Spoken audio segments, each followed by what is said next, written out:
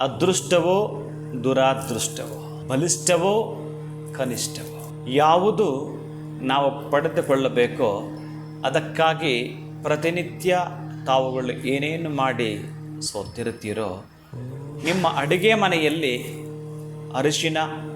ಅರಿಶಿನ ಕೊಂಬು ಖಾಲಿಯಾಗದೇ ಇರಬೇಕು. ಆಕಸ್ಮಿಕ ಖಾಲಿಯಾಗಿದ್ದರೆ ಅರಿಶಿನವನ್ನು ತಂದಿಡುವುದು, ಆ ಅರಿಶಿನ ಕೊಂಬಿಗೆ ಕೆಂಪು ದಾರವನ್ನು ಸುತ್ತಿ ನಿಮ್ಮ ಆ ಅರಿಶಿನದ ಡಬ್ಬಿಯಲ್ಲಿ ಇಡುವುದು.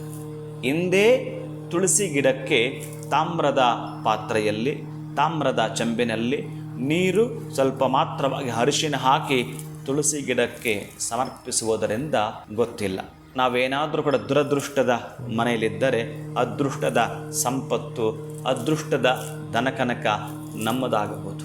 ಓಂ ಶ್ರೀ ಕನಕ ಮಹಾಲಕ್ಷ್ಮೀ ನಮಃ ಪ್ರಾರ್ಥನೆಯನ್ನು ಮಾಡುವುದು. ಶುಭಂ ಭೂಯಾತ್, ಒಳಿತಾಗಲಿ.